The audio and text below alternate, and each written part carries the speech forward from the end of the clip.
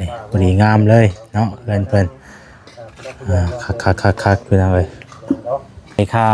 สร้างเลยพี่น้องเอ้ยเพราะว่ามันก็ยังบ่ทันได้หลายแต่ว่าคันคือว่าเพิ่นมาแล้วมื้ออื่นบัดบ่ใช่บัดยังบ่ทันได้ขึ้นมาสินะทางบ่สร้างเพิ่นว่าอยากได้เงินไปนี่แหละเนาะช่วงนี้ก็เป็นเวียกเป็นงานด้วยงานรองงานหยังเนาะบ่ได้ไป กับใส่ใจในครอบครัวเลยเนาะพี่น้องเอ้ยมีแต่สิใจเพิ่นเลยมื้อนี้เนาะแต่ว่าเรื่องอันเฮ็ดนี่ก็ทางเพิ่นได้บอกแล้วยืนยันแล้วว่าบ่เป็นหยังเนาะรับประกันตอนนี้พี่น้องเอ้ยเฮ็ดจนแล้วจนทั่วว่าซั่นซะเนาะนี่น่ะ19ล้านเนาะเพราะว่าเบิกไปแล้วล้านเบิกไปล้านนึงเนาะยังเหลืออยู่19นี่1 2 3 4 5 6 7 8 9 10 11 12 13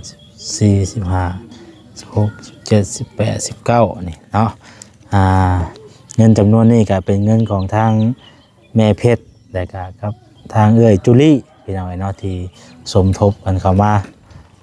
ค่าสร้างนี้เนาะ2ท่านพี่น้องเอ้ยเด้อพอเด้อเนาะเด้อถือว่าจ่ายเป็นที่เรียบร้อยแล้วเนาะนับเบิ่งก่อนก็ได้เนาะบางเทื่อมันโอ้ยบ่ครบ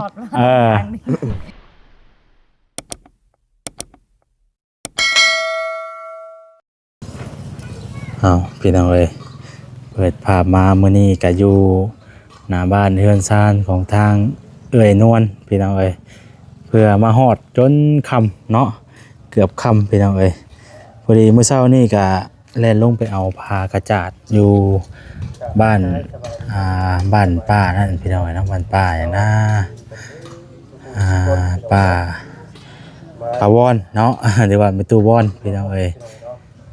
ก็เลยเพื่อมาฮอดกับค่ำแน่พี่น้องเอ้ยตัวผักในดีบาทนี่พอดีงามเลยเนาะเพิ่นคักพี่น้องเอ้ยมาฮอดคันไหลกันสำเร็จเรียบร้อยเนาะตัวพอดีเพิ่นเลยบ่เอ้ยอันเป็น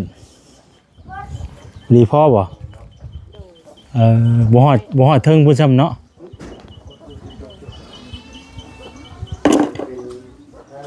เส้นเรื่องมาเส้นเดี๋ยวจะเส้นแหละต้องเส้นต้องเทิงก็มีหวายสบายดีเอาไปพี่น้องมันก่อนสบายดีโดยสังกะสีบ่พอเนาะโดยนี่พี่น้องเอ้ยบ่พอนะว่ามันบ่พอแล้วว่ามันเดือแล้วว่าบ่พอเนาะมันสั่นบ่อะไรสั่นนะว่าแฟนขึ้นเบิ่ง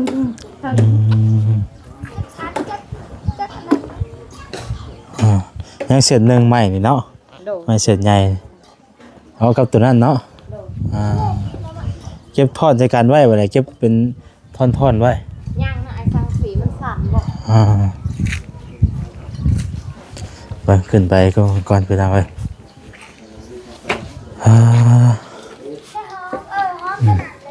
โอ้มีตัว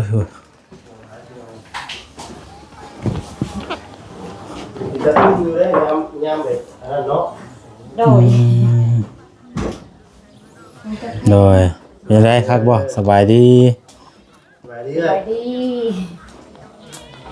ตัวนี้มันบ่นั่นบ่ตัวนี้มันเบิดบ่แป้นเบิดบ่นี่นะมันบ่ถือว่ามันต้องเฮ็ดไปสิบ่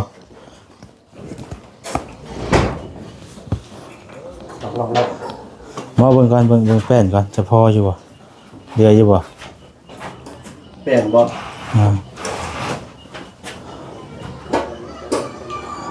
แป้นนี่เป็นลมแป้นตัวนี้คือยังมีอีกอยู่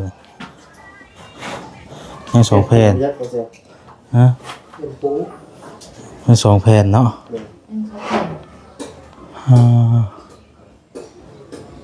หอมเลยเดี๋ยวเอาที่ใส่ขึ้นนี่ได้บ่มันก็คือเบิ่งเปิงอยู่เบิ่งบ่งามบ่เนาะตัดให้มันเจ็บบ่ บ่มันคือเบิ่งคือปึงคือว่าเอาไว้สิบ่ให้อากาศเข้าบ่ โดนมาตัวคนบ่ได้นี่เนาะ โดย เฮ้ยเข้าได้ซำนี่น่ะห้องมันเฮา เนี่ยเนาะอากาศแบบนี้ ให้ ตอนนี้ก็ได้แล้วนี่อากาศนี่แต่จัง บ่มันเฮาต้องเอาไม้นะเอาไม้ขอบมานะตอกใส่แล้วก็เอาแป้นผ่าอัดแถวเลยสิมันยังบ่มันยังบ่ได้ปานใดแบบซี่นะเฮาบ่เฮ็ดแบบซี่มันเป็นลักษณะคืออันประตูบ่ถึงนี่นะ ยอง อย่างน้อยก็ไม่แป้นแต่นี่มันต้องลงมาปิดไว้นึงอะนะ ๆนึงเนาะเนี่ยเนาะเดี๋ยวบอกเพิ่นไหม เอ้าสังกะสีนี่ได้จ้ะฮะสังกะสีคือ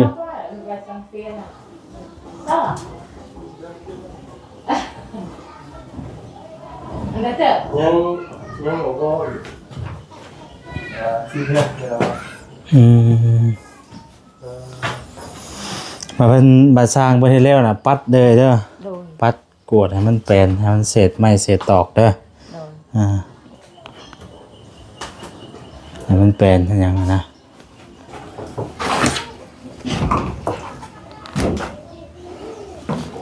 อ๋อ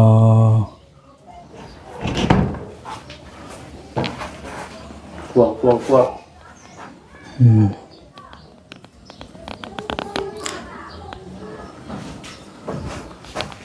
คันว่าเฮาใส่ขึ้นฮอดเทิงนี่ประมาณจักแผ่นสั่ง2แผ่นพอบ่2แผ่นเนาะ2แผ่น3แผ่นโอเคเนาะ ใส่หอยวันนั้นต้องเป็นคน 2แผ่นก็พอบ่ ต้องเป็นซีแทนเลย เอาตัวนี้อีกได้หมอกชนทางกลาง3แผ่น มองประตูเลยเนาะ 3แผ่นประมาณ3แผ่นเนาะ3แผ่นนี่พอเพราะมันก็ปึ้งพุ่นน่ะมันเบิ่งบ่คักปานใดพี่น้องเอ้ยหรือว่าให้ส่งให้อากาศลมเข้าบ่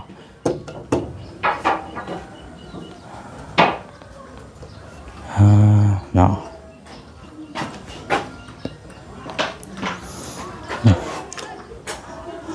อันใดเพิ่นก็เรียบร้อยเลยพี่น้องเอ้ยเนาะเสียน ล่างมัน วางเสียนเด้อนี่เสียนวันบ่อีกงามเนาะ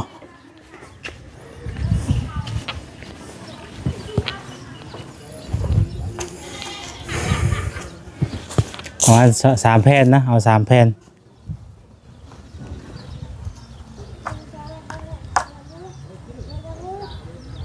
มันยังเบิ่งปึงอยู่มันเป็นคือเฮือนบ่แล้วได้บัดนี้เนาะ ฮะที่ตาผู้มักบ่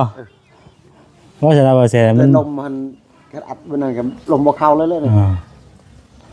อันนี้มันเป็นช่องลมซะพอ เห็นสองลมบ่ แล้วแต่พายุได้เลยนะ นวลว่าจังได๋ ได้ก็ได้ก่อน ฮะ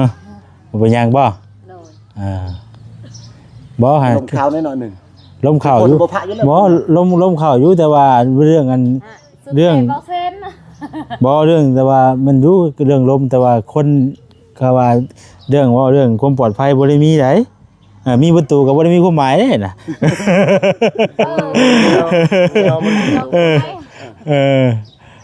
เออแต่ข่อยก็ยังเข้าลมได้ล่ะ โอ้มันก็ได้ เอามาพื้นเนาะเฮาเว้าเพื่อไว้เด้คันว่าเฮาคาดเราแบบซี่อ่ะนะมันก็ห่วยสรวยแล้วเจ้า แม่นเลย มันลมฮอดมันแต่ขนาดว่าสิดีก็ยังลม มีแต่ เนาะมันบ่แน่นอนเด้เฮาก็แต่เฮาก็บ่ได้มีหยังแต่ว่าบ่เรื่องเพื่อไว้ เพื่อไว้เนาะเฮาก็มันก็เข้าได้ดีได้พุ่นแหละถ้าเราซื้อมาพุ่นแหละจังใส่เนาะมันบ่ทันเด้ ใส่บ่ยากนะตัวนั้น มีแต่ตัวนี้ซื่อเด้บ่ได้มีหยังดอก กับมองประตูได้อ่ะป้าเห็นบ่ วางประตูนะกะเฮ เขาก็ใส่ย้อนลงไม่ก็ได้เอาส่วนแป้นเอาส่วนตัวเขาว่าเขาส่วนตัวที่มันส่วนแป้นที่เขาส่วนที่เขาตัดออกเขาต้องเอา3แผ่นเพื่อมันเดือมาอีกเด้เขาก็แนบลงมาเลยย้อนลงมาเลยนะรู้ยัง ก็ได้บางแน่นอนนึงเนาะ มันคือเขินคืออย่างแบบคือประตูบ่ถึงนะ ประตูต่ำเนาะ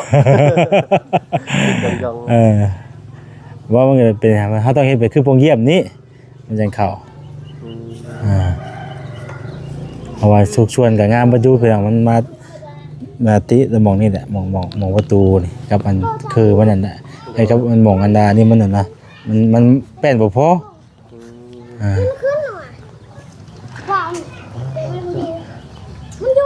เอาสังกะสีนั่นได้ใช่สังกะสีที่ว่าอยู่หันใช่ เอากระช่องแพ้นะ 2แผ่นบ่มันต้องต่อกันไปอีกบ่อ๋อสิใช้มื้อนี้เลยบ่ ใช้มืออื่นเลยมือคำเลยใช้แล้วมัน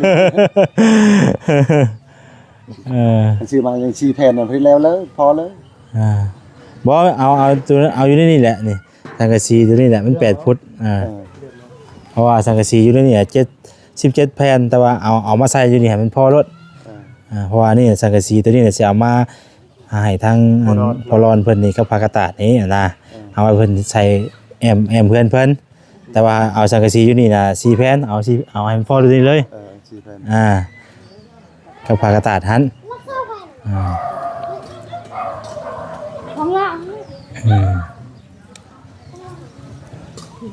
ถ่ายจนค่ำมานี่กันเนาะก็เลยเพื่อมาทางกันยากครับไม่ฟังโอ้โหว่ะ คนทางเนาะถนนทางก็ยากเพื่อมาฮอดโรงโครงเคงชิกชายชิกกลัวมีแต่ทั้งเอ้ยกับพอสร้างเพิ่นแล้วกับอันปัดกวดแล้วก็ไม้ตอกก็เอาไว้เป็นบอลเนาะเป็นแต่เบื้องไม้น่ะบ่พาเอาเข้าไปในตารางเด้อเพราะว่ามันจะได้เมียนอีกนะเอามาไว้แถวของเอาไปนอกเพื่อเก็บเรียงกันไว้เด้อท่อนกันไว้ให้มันเป็นระเบียบไว้นี่และหมายถึงว่าเรืออะไรนี่เอาแค่เรื่อยอันมันสิ2 เส้นบ่2 เส้นเนาะแต่ว่าตัวมันเราก็แก้นี่เขาเก็บท่อนกันไว้แหละเพราะว่าโดยตารางนะเขาเก็บไว้ได้มันก็ยังจะได้เก็บออกมาอีกอยู่เพราะว่าจะได้เทพื้นอีกเลยเทพื้นกับเพชรครัวนี่ประมาณจักเสร็จไม่48เอาเฮ็ดเอาห้องเดียวซาวไปตึ้งอันซาวบ่ฮอดบ่ซาวห้องได้สาวบ่ห้องนึงมันตก5เซนพอเฮาก็ต้องได้ตั้งเส้นซะก่อนเนาะสิเฮ็ดขึ้นประมาณซ้ำผ้ากระตาดนึงแล้วก็ทางรูปมันก็เอาสังกะสีหมองเฮาหลังไผแล้วก็เอาสังกะสีตอกใส่ขังไว้ไม้ผ้ากระตาดเพื่อไปแล้วนี่แล้วก็ทางเทิงหน้าเอาเป็นตะนางให้มันมีช่องลมสินะเอามันซาวปลายติ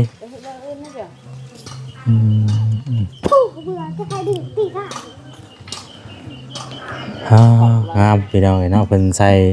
ลูกติ่งคันไหลแล้วพี่น้องเอ้ยพวกนี้ทาสีถ้าอย่างเรียบร้อยแล้วเนาะยังแต่เสาแล้วบัดนี้เนาะยังแต่เสาเพราะว่านั่นก็สียังเดือบ่ได้เบิ่งมันครับจากวันจากบ่อนี่มันก็ซอมปิ้งสีบ่ทางดอกวันนาเตะให้วันนาใหญ่มาครับมื้อนี้กันเนาะพ่อเพื่อผู้ใดไปนั่นไปลงไปเอาผ้ากระตาดอันอีกอยู่บ้านนึงผู้ใดเพราะว่าเพิ่นคู่กันบ่อยู่พูนอยู่ทางบ้านนาทรายทางบ้านนาทรายไปทางบ้านทางเก่งเฮ็ดพุ่นเอาทางธนาคารนี่ซึ่งเพิ่นตอนนั้นเพราะว่าอันนี้น่ะผ้ากระตาดอันนี้น่ะแปลว่าเพิ่นซื้อไปให้อีกครอบครัวนึงสินะแล้วบัดนี้น่ะเพิ่นเปลี่ยนแผนบัดนี้เปลี่ยนแผนแล้วเฮาก็เพิ่นให้เอามาให้อันผู้นี้สินะคันมาซื้อมาซื้อแผนนี่ก็ได้หรอกอันนี้เพิ่นซื้อไปให้ผู้นึงแหละ เพิ่นตอนแรกก็ว่าสิใส่ผ้ากระตาดครับใส่สังกะสีอันนี้วันนี้เพิ่นก็เลยเปลี่ยนแผนมุงโลซิ่งแล้วก็ครับเอามาเชล่าบัดนี้นะก็เลยเพิ่นว่าให้มาเอามาให้มาซอยทางอันพอรอนนี่ก็ได้เอาซั่นนะ ก็เลยไปเอาเพื่อมาแต่พุ่นคุยคำ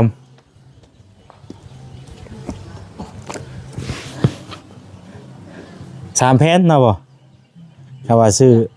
เจาะ เซล่า ติดเลยติดทีคือเขาซองทีจะไปบุญ3แผ่น 3 แผ่น พ่อว่า3นะอ๋อ พอมันใส่อีกแผ่นหนึงก็ได้เนาะ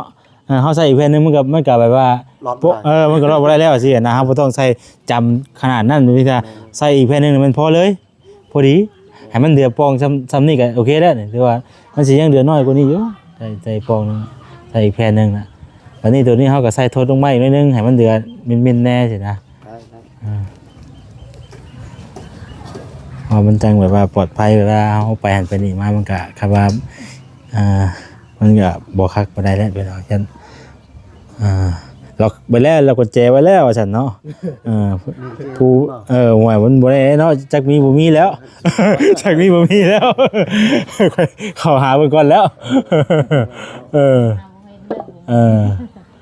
อันนี้เฮาเผื่อไว้ซื่อนะพี่น้องเนาะมันก็บ่เกิดหยังดอกแต่ว่าเฮาเว้าเผื่อไว้ซื่อตัวหักแล้วบาดนี้งามมีแต่สิพากันไปเอาผ้ากระตาดลงผ้ากระตาดลงแล้วก็ครับให้ทรายเพิ่น ไม่ได้ชิมมาส่งเงินสุราแต่สุรา มาเชอราบ่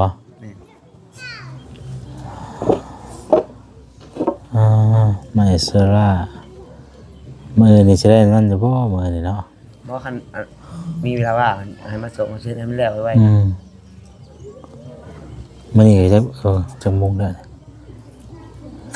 โมง2 โมงชื่อเขาซื้อเป็นแผ่นมันก็ขายบ่เนาะ จังหวะเคยชื่อกันเลย ช่วงหลังนี่กลายเป็นตับแล้ว เพิ่นก็แต่กระซ่าเก่าเพิ่นเป็นแผ่นมันก็ขายเลยเพิ่นเพิ่นก็ไล่เป็นแผ่นนั่นคือเก่าเห็นน่ะ แม่แล้วยันเพิ่น ตัวลุงค่ะ ลอง แต่เห็นอยู่ว่าซื้อคือเขาอันนั้นน้องสาวก็ได้ เนาะ 2แผ่นซื้อ เพราะว่า5 แผ่นก็จะอันตับเทื่อ700น่ะคือเพิ่นก็ไล่เป็นแผ่นคือใส่กันคือเก่าแหละน้อง ใส่ สาว ไป ซื้อเอาซื้อ2แผ่น นั่นแหละเขาขายเลย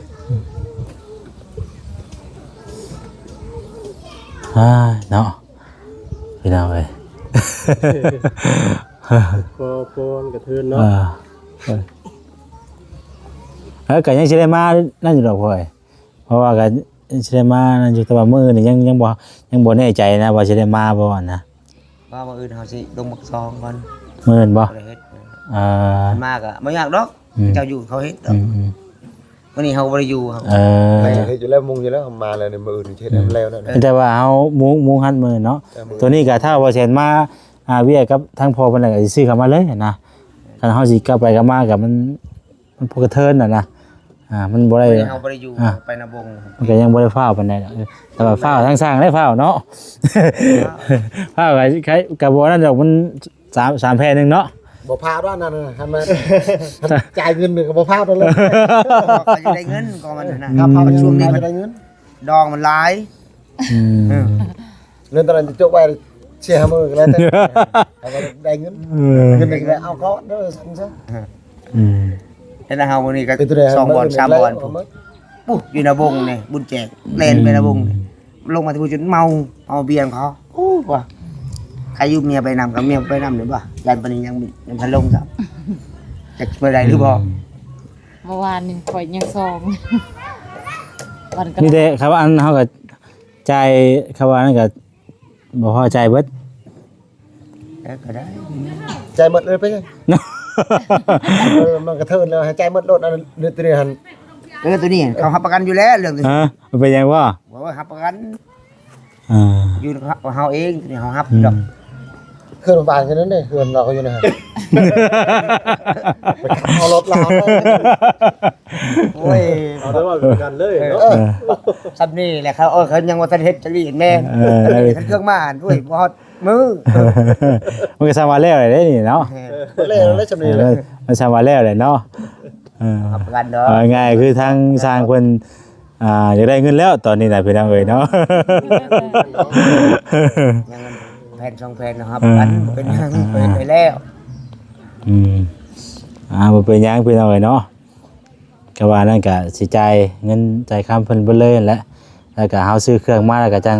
ให้เพิ่นมาใส่ให้เนาะ แม่นมาใส่ให้ บ่นั่น บ่เป็นหยังดอกพี่น้องเอ้ยเพอเพิ่นก็เฮ็ดมาจน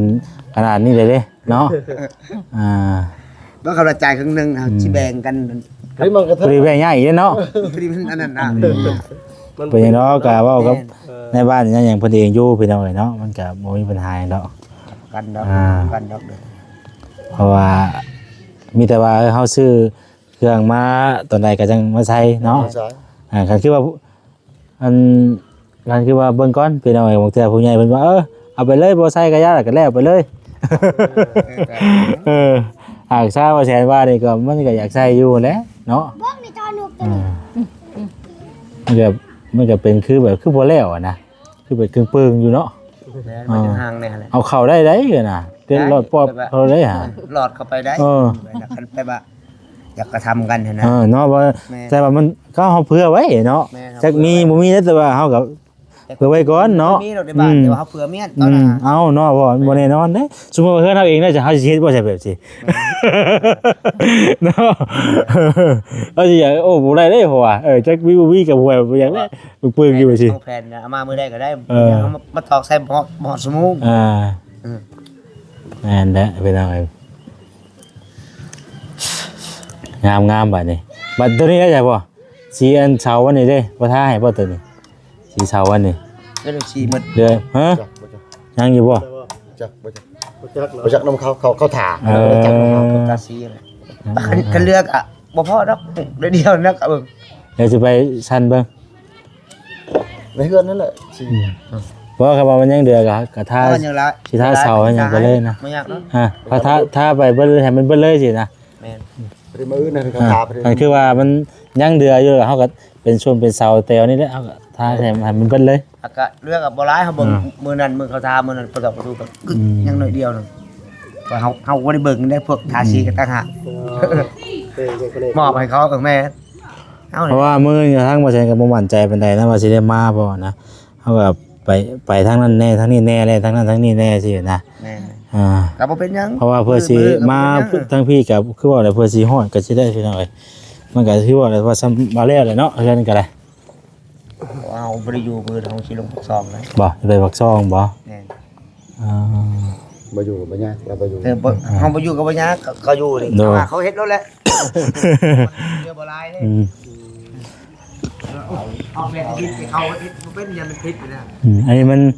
มีแต่ส่วนนี้ครับใส่หั่นซื่อเนาะมันก็ซ้ำว่าแล้วแหละพี่น้องเอ้ยซ้ำนี้ก็ได้เป็นเล็กตะปูก็ยังอยู่บ่พ่อ ยังอยู่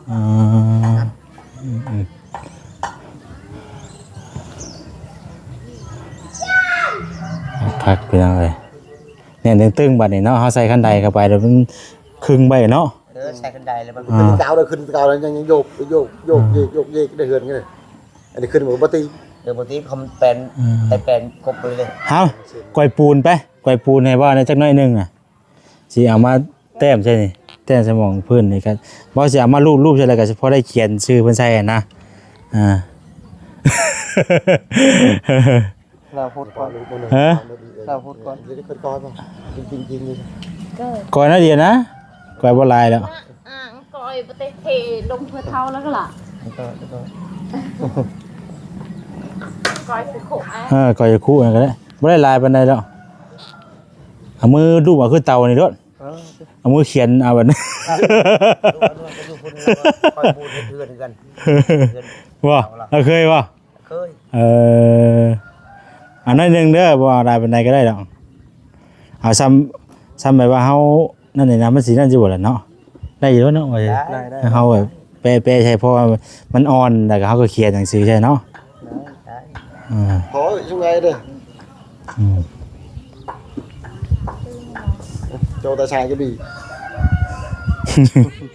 ลืมบอกทางพ่อเพิ่นจ้ะมื้อน่ะมื้ออันว่าอันเฮ็ดแต่วิทย์นั่นล่ะ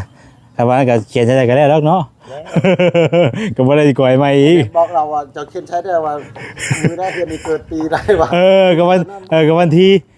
ที่เฮามื้อที่ว่าเฮาเอาขึ้นน่ะมื้อใดก็ว่ามื้อเฮาตั้งอ่ะ ไปเรียนกันให้ บ่ขอบ่แซ่นเอาลง Facebook ไว้อยู่ รีบเรียนให้กัน อืม ความหลายมือเนาะ อืม ก็ไล่เพิ่มเติมไปนะ โอ้เนาะหลายมื้อเติบแล้วเป็นอืม พออีกเด้อ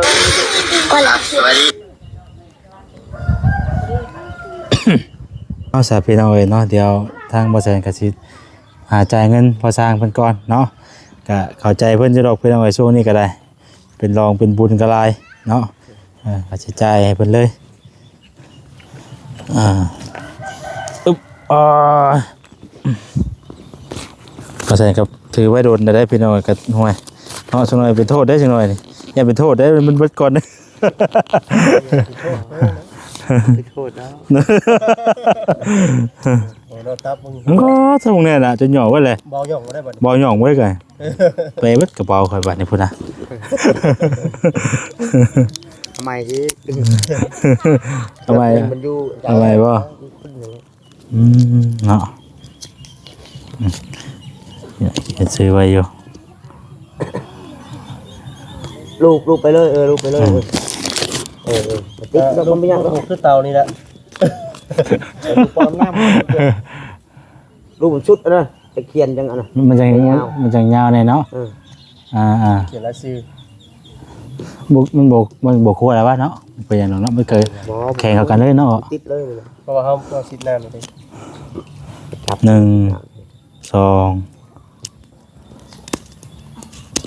1 2 3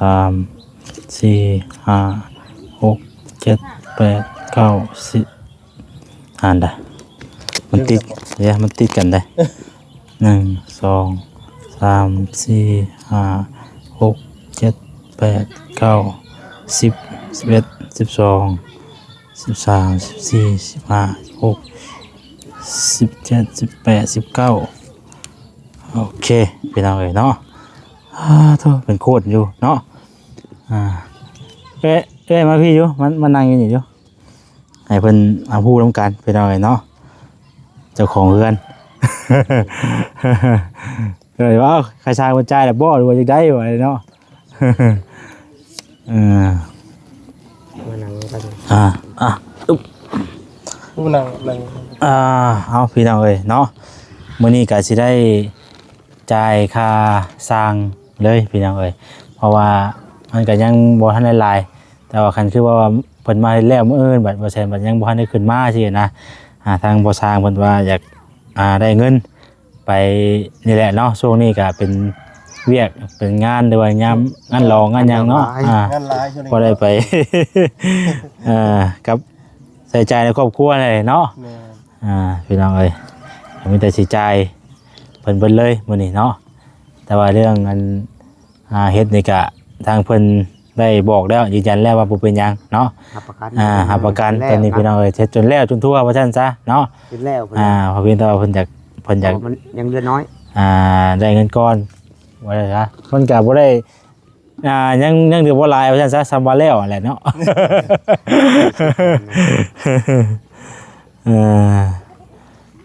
ต่อไปก็แม่นเรื่องเฮือนโกงเฮือนครัวก็ยังเดี๋ยวยังว่ากันตัวนี้เนาะเดี๋ยวเอาตัวนี้มันแล้วมันตัวก่อนเอาเป็นอะไรเป็นจำนวนเงินอยู่ในนี่น่ะ19ล้านเนาะเพราะว่า เบิกไปแล้วล้าน เบิกไปล้านหนึ่งเนาะยังเหลืออยู่19นี่1 2 3 4 5 6 7 8 9 10 11 12 13 14 15 16 17 18 19นี่เนาะเงินจำนวนนี้ก็เป็นเงินของทางแม่เพชรและก็ครับทางเอื้อยจุลี่พี่น้องเนาะที่สมทบกันเข้ามาค่าสร้างนี้เนาะ 2ท่านพี่น้องเอ้ยอ่ะเด้อพอเด้อเนาะ แต่ก็แต่หลาย เด้อเด้อถือว่าจ่ายเป็นที่เรียบร้อยแล้วเนาะนับเบิ่งก่อนก็ได้เนาะบางเทื่อมันโอ้ยบ่ครบบางเทื่อว่าแซนตกประโดดเทื่อมันดึงออกน้ำก็มีได้เนาะรุดออกน้ำก็มีได้บางเทื่อว่า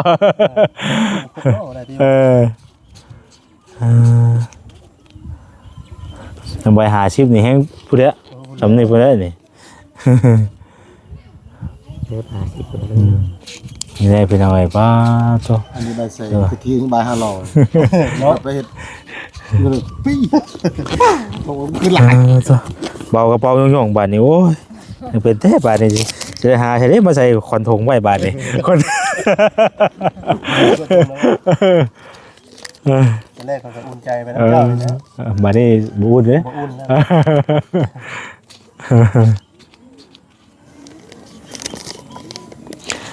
พี่น้องเอ้ยกะให้ทางพอสร้างเพิ่นเอากะกงไว้ว่าบ่ได้เนาะแฮงเห็นบ่ข่าวซุมื้อนี้น่ะแฮงกันโจรแห่กระปุกกระเป๋าอยู่ในงานบุญกระเป๋าขายอึกทึกเนาะเว้ยว่ะ ดีแท้มาจ่ายเพิ่นก่อนเนาะแต่ว่าถือผู้ชกเพิ่น เมื่อแรงนี่บัดอันไปเที่ยวงานบุญได้บ่แรงบุญวันศาสตร์เด้ช่วงนี้น่ะบุญวันศาสตร์ในบ้านนั้นบ้านเอิ้นเนาะอยู่แถวนี้ก็มีกันบ่มี มีกัน ทางเมืองเพิ่นจะเริ่มลงมาเนาะ มีแต่อยู่เมืองอยู่บ้านน้องบ่มี แต่ว่า ตามค่ายตามหยังกันเนาะเห็น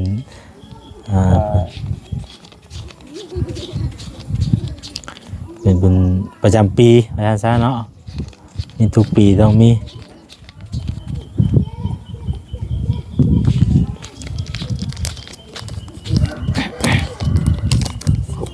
ขอบใจ ครบเนาะเนาะ ครบ ยากระติ้วให้พร้อม ที่พ่อ แถมยากระติ้วพร้อมเลยเนาะ ตัวนี้บอกตัวนี้เป็นนั่นนี่เขียนซื้อไว้งานเสร็จอื่นมาลืมแล้วเนาะ เอาอย่าลืมเลยว่ะเนาะแล้วไปหน่อย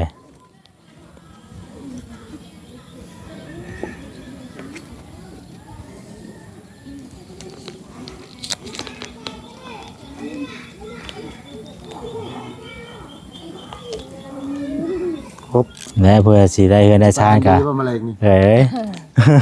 บ้านดีแมลงว่านี่คอมพานี เคยไป อันดับแรกต้องมือฮอดดูคนเมียก่อนได้อันดับแรกอีกเนาะเงินเฮาในเวียกอยู่แต่ว่าต้องฮอดเมียก่อนเลยก่อนจะเอาไปใช้ได้อื่นได้นะ ไปทันทีกับเอาท้อยิ่งเดือนนี้ไปทันทีไอ้เบ็ดยังคอยชื่อกินเบียร์กับเพิ่นแซ่2แซ่เมาแล้วชื่อเพิ่นนี่โหมันก็ลุบชุมเฮาแล้ว ก็คือว่าหลายคนนะวันเนาะหลายคนพี่น้องครับแบ่งปันกันเนาะหาคนผู้เนาะ หาคน ก็ยังดีแต่ว่าทางพ่อเพิ่นลดให้พี่น้องเลยเนาะบ่หวยตะวิดปัดโตบ่แซ่จนว่าปอน อนอยู่บ่หลับ จังได๋เด้บาทนี่ว่า ตัวแล้วมันระบบเฮาเฮ็ดเดือนมันอันนี้แปลนโซล่าเนี่ยเฮาบ่ได้กบมันยังได้มันสำเร็จรูปบ่แล้วมันก็แนวนึงอันว่าโอ้แปลนพาเฮานี่แปลนใหม่เฮานี่ได้กบได้หล่องได้ยังอีกนะมันคนละอย่างกัน ก็ถือว่างามเลยเนาะมีแต่เฮาประกอบใส่นะไว้แล้วก็ แม่น ไม่ครับบ่ได้กบพอไม้มาจากโรงเรือนมันก็งามอยู่ มันก็งามอยู่แล้วไม่มาจากเดือนก็ไม่เฮาซอยเองเฮาเฮ็ดเองมันบ่ละเอียดเฮาต้องได้กบต้องได้ โดย เราจะได้งามมันนะ โดยเอามีแต่โอเคแล้วบัดนี้พี่น้องถ้าเอ้ยมาใช้มาขอบคุณผู้ใหญ่เพิ่นก่อนเด้อขอบคุณเพิ่นก่อนได้เห็นว่าเนาะโอ้ผู้เพิ่นเกินให้แล้วเป็นลังแน่เนาะ ใส่ไม้เลยนี่แหละว่าเอาชนิดไหนเพิ่นเบิ่งเฮาอยู่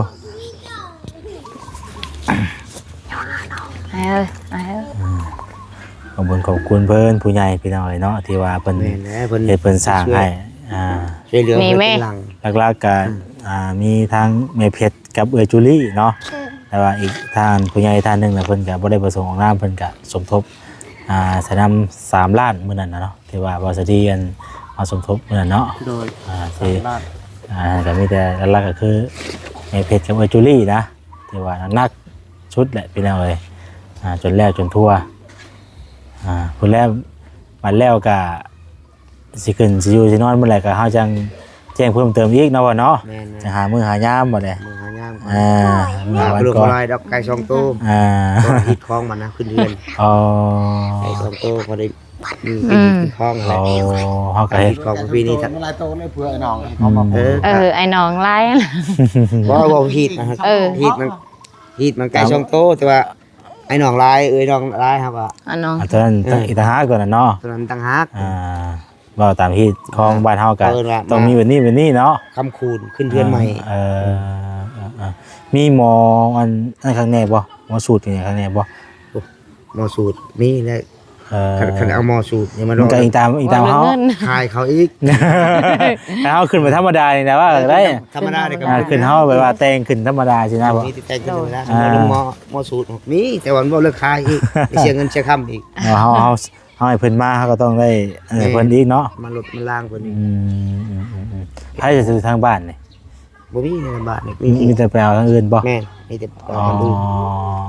บ้านกลาง บากะล้างก็มีแต่ว่าอยู่คุณคอนแดงก็มีเท่านะปวนสูตรเทือนชดชานแต่คือว่าเราเรื่องกับคายเขาอีกมีคายมีผมมีคายเขาอีกจิตตกระยางนะ เอาให้เพิ่นมาเด้เนาะ แม่น บ่เป็นหยังเพิ่นเอาเลยจังว่ากันตัวนั้นเนาะสิขึ้นแบบใดก็มีแต่ทางเอ้ยขอบคุญขอบคุณทางผู้ใหญ่เพิ่นก่อนเนาะ สาธุคุณ โดย คุณใหญ่เอ้ยจุลี่และเอ้ยเพชรให้อยู่ดีมีแฮงความเจ็บอย่าให้ได้ความไข่อย่าให้มีให้สุขภาพแข็งแรงให้อายุมันขวัญยืนสาธุ โดยเอาเนาะดีใจนำทางเอ้ยนวลพี่น้องเอ้ยที่ว่าได้เฮือนได้ซ่านเนาะอัน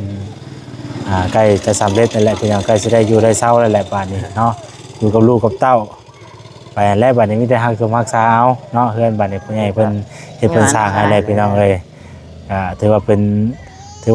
บุญขนาดเลยเนาะทางเอ้ยนวลเพิ่นนี่ก็ บ่แล้ว มีบุญขนาดพี่น้องที่ว่ามีทางผู้รักผู้ใหญ่เพิ่นไปซอยเนาะ แม่น รักษาเอาแล้วให้บัด ตัว นี้เนาะ อยู่ในบ้านเนี่ยก็แต่เกิดเป็นคนก็ยังบ่เคยเห็นนี่ดอกแต่นี่ เอาจะเนาะจังไรกระทั่งว่าแซนก็ขอบคุณทางไม่เพชรแต่กระทั่งเอ้ยจูดี้หลายๆเด้อเนาะแต่กระทั่งผู้ใหญ่ใจดี ใจละลาย เนาะ นะ ทุกท่าน มันควันยืนให้ร่ำรวย ที่ว่า พัฒนาว่าเก่าอีก โดยเบิ่งแยงมาตลอดเนาะก็ให้อยู่ดีมีแห้งสุขภาพร่างกายแข็งแรงเด้อเนาะปราศจากโรคภัยไข้เจ็บเดินทางไปใส่มาใส่ก็ขอให้ตลอดปลอดภัยเนาะให้กิจการให้งานอะไรก็ให้เจริญรุ่งเรืองเนาะให้เพิ่นอยู่ดีมีแห้งให้ได้ซอยคนทุกคนยากกว่านี้ตลอดไปเด้อเนาะโดยเอาให้ร่ำรวยเด้อเนาะสาธุเนาะดีใจนำทางเอ้ยนวลเพิ่นไปทางเลยให้สิได้แล้วบัดนี้มีแต่ว่า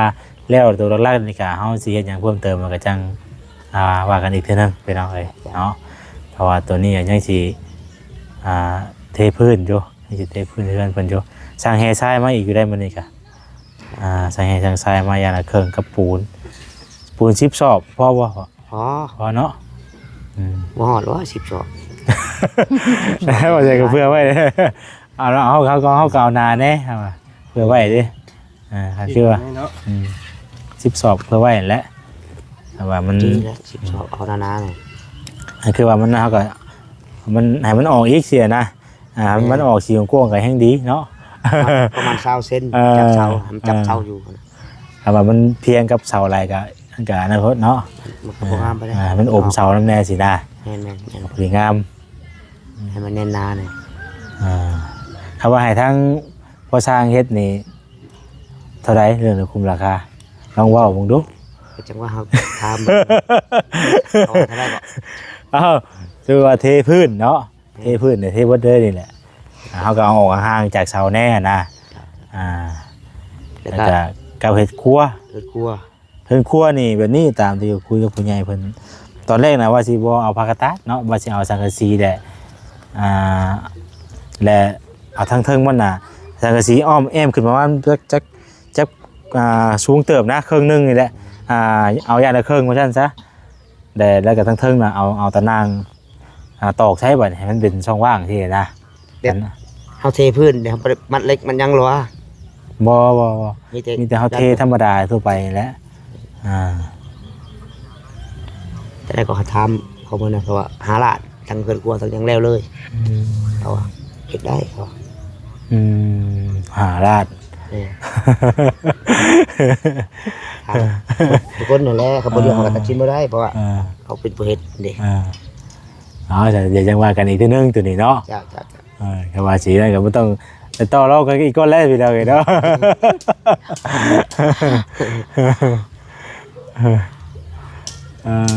ครัวก็คือว่าอะไรมันมีแต่เฮาตั้งเส้นขึ้นแล้วก็เป็นครัวก็เอาห้องหนึ่งเหรอวะ ห้องนึงได้บ่แอมเฉพาะห้องเดียวแหละเฮาก็เฮ็ดอันประตู จ้าแม่นเขาเฮ็ดประตูแล้วฉันบ่มีทางเข้าแล้ว แม่นเฮ็ดประตูอันนึงเฮ็ดปกเอียบนั่น เฮ็ดประตูนึงปองเยี่ยมเฮาบ่เฮ็ดก็ได้แล้ววะเพราะว่าเฮาแอมเอาแต่ครึ่งนึงแล้วก็ทางเทิงมันเป็นอัน โลกเลยบ่ เป็นตะนางเด้ครึ่งนึงนะอีกครึ่งนึงมันเป็นตะนางเด้ ก็ได้ เฮาตอก ประตูก็ได้ของมันใส่ตะนางอันเล็กอันนั้นเล็กตะนาง เฮาเล็กตะนางเด้แต่เฮาเฮ็ดแต่ประตูทางเข้าหันประตูวงกบแบบสิ เพราะว่า เฮ็ดทางเข้าประตูแล้วเฮ็ดอยู่ เป็ด ประตู ไก่เข้าไปแล้วกันใช้ตะนางหรือยังเข้าบ่ได้นะแม่นแหละ แต่ว่าประตูทางเข้านั้นมันเฮาคือเฮาขังไว้เฮาจะขังใช่ว่ามันมีลมมีหยังอยู่แล้วเนาะ แม่น เฮาก็ต้องได้ขังอยู่ในครึ่งนึง แม่น แต่ทางเทิงมันเอาตะนางใช้สินะ แม่น ประมาณนี้ แต่ว่าเรื่องประตูทางเข้าเฮาเฮ็ดอยู่แล้ว เฮ็ดอยู่แล้วก็บ่เฮ็ดก็บ่มีทางเข้าแล้วของเที่ยวเขา เฮ็ดห้องนึงนะว่าแล้วก็ เที่ยวเขาเที่ยวออกคู่มือใช่มั้ยเฮ็ดอยู่แล้ว เพราะว่าคันสิเกาะออกมากอ่ะคันว่าเรื่องเกาะออกมามันก็ มันจะได้มุงต่างหากอีก มันต้องมุงมันก็ใช้งบหลายอย่างอีกอะไรพี่น้องเนาะ ตั้ง5เสายังอีก แต่ว่าเฮาก็เฮ็ดเก็บถ้วยเก็บบ่วงแม่นเฮานั่นแหละเนาะ แม่น เรื่องพื้นเรื่องไฟก็คันคือว่ายามนี้มันบ่จำเป็นไปแล้วเฮาก็เฮาอยู่นอกก็ได้เนาะคือว่ายามฟ้ายามฝนบ่เฮาก็จังเข้าไปหลังไส้สินะยามฝนตกลิ้นบ่สิเนาะ น้ำนี่หันเฮ็ดกินอยู่ใส่ก็ได้ แต่ว่าเฮายังเอาเป็นเมี่ยนถ้วยเมี่ยนบ่วงเป็นเครื่องครัวอย่างต่างๆสินะแต่เฮามีหม้องเก็บไว้สิได้ว่าแบบนั้นพี่น้องเอ้ยเอาประมาณนั้นแหละเนาะเดี๋ยวเฮาจังมีหยังแล้วก็จังสิแจ้งพี่แจ้งน้องเพิ่มเติมอีกเนาะพี่น้องเอ้ยแต่ว่าส่วนเดี๋ยวจังบอกแจ้งเพิ่มเติมอีกในคลิปต่อไปเพื่อแหละพี่น้องมันยาวเลยเนาะ 40 นาทีแหละพุ่นโอเคเข้าใจละลายได้พอเด้อขอบใจมีแต่สิพากันเอาพากระตาลงนะกะสังกะสีนะ8 ฟุตล่ะ8 ฟุตกับ7 ฟุตแล้วว่ะ บ่มันมีแต่8 ฟุตอยู่หั่นน่ะแต่ว่าก็บ่เป็นหยังแล้ววะ ไม่ใส่อย่าง ตัดเอาได้ ลืมแล้ว ฮะพอดีแหละพอดีมันบ่เคยเงิน พอดี ยังบ่แข็งเนาะ บ่ไปง่ายดอก ให้แต่พ่อเขียนด้วยว่ะหนังสืองามได้น่ะเอาแล้วนะพ่ออย่าเขียนบ่งามมาได้แล้วเก็บบ่งาม ฮะเอาแล้วเนาะมาใส่มาสิเขียนวะอันนี้ก็เขียนวะฮะบ้ามิกบ่อะไรกันมันมิกแต่ว่าเนาะมันยังบ่เกี้ยงเลย ดีๆเด้อ น่ะมันยังเป็นแบบว่ามันยังบ่เรียบปานใดเด้ มีตรงมีปาก เขียนแบบว่า บัญชีก่อน เขียนวันที่เนาะ บัญชี Ừ. พ.ศ. ฮะเขาจะเขียนอะไรวะบ่เคยเขียนด้วยกันก็ได้ เขาเขียนวันที่รถบ่เขียนวันที่รถเนาะวันที่เดือนเนาะวันที่11ที่13ใช่ป่ะกินนี่เนาะ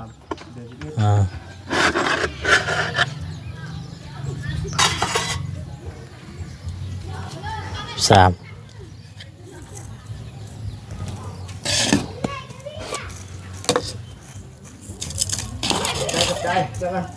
โอเคว่าเว้ยใจอะไร เห็นอยู่บ่ สิเหตุสักหนองลูกเฮ้พวกอันนี้วันหนึ่งนี่เขามึงอะไร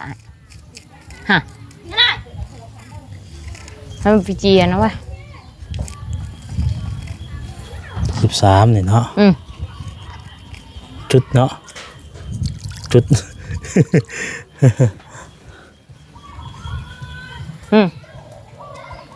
เอาตะปูเตรียมงานแล้วก็ จังหน่อยแม่อันนะฮะ ไอ้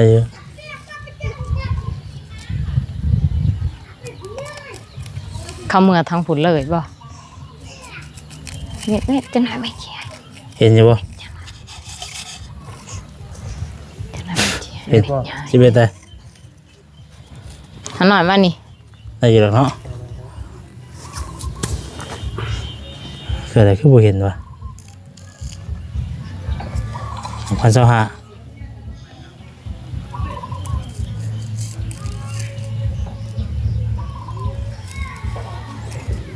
หัดเขียนงานด้วยเนาะ มาเข่งงามเลยดิ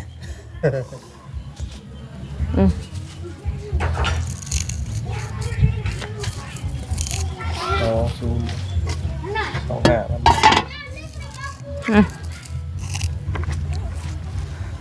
ภาษาเราก็ยังเก็บบ่งามเพื่อนนะ ว่าตอนแรกเริ่มงามๆอยู่ได้เขาหลังๆมาเริ่มทีแล้ว มันเริ่มแบบว่ามันแบบ ยืดกระตูได้ ไอ้กระโตมันแบบว่านั้นแบบนึงอะนะ เอาไปให้อภัยกันพี่น้องเลยวันที่13เดือน7ปี2025 อันนี้ บัดนี้กูไงเคยบุญบอก บ่อะไรก็ได้ผู้สาก ผู้ชาติ อ๋อโอ้ย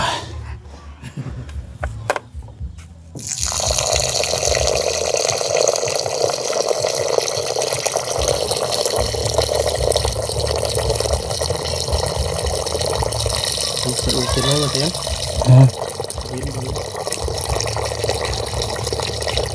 แล้วมันโดนสีเนาะโดนสีมันบ่เห็นเลยป่ะ อะไรอยู่ได้แล้วผู้ชาติ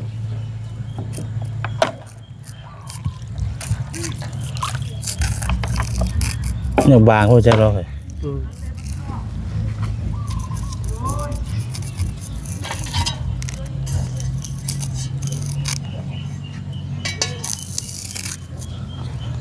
ปลูกงามเลย งามบ่อย งามเชิญชมเชยย่องได้จากมือจากมือชันจังหวะเฮข้ามยักษ์กว่าเทียม แม่นบ่จักแม่นแล้ว ดีนี่ได้บ่เอาตั้งออกเลยเอาตั้งเอาคลิปตั้งเอา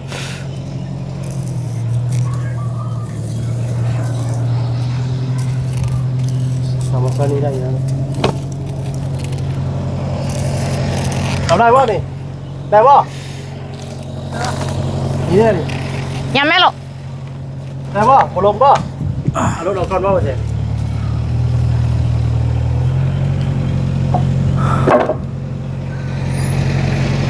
เดี๋ยว เดี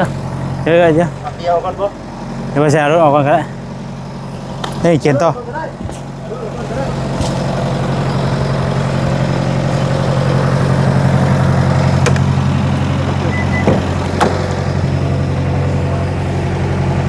อ๋อ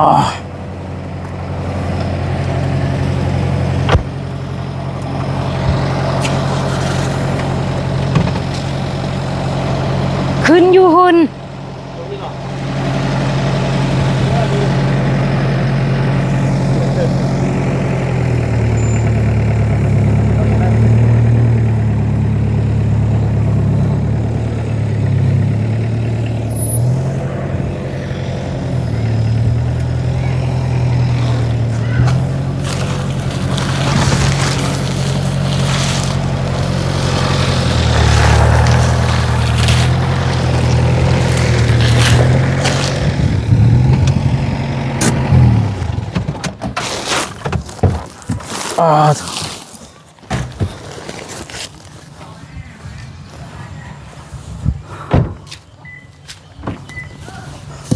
ปูนบ่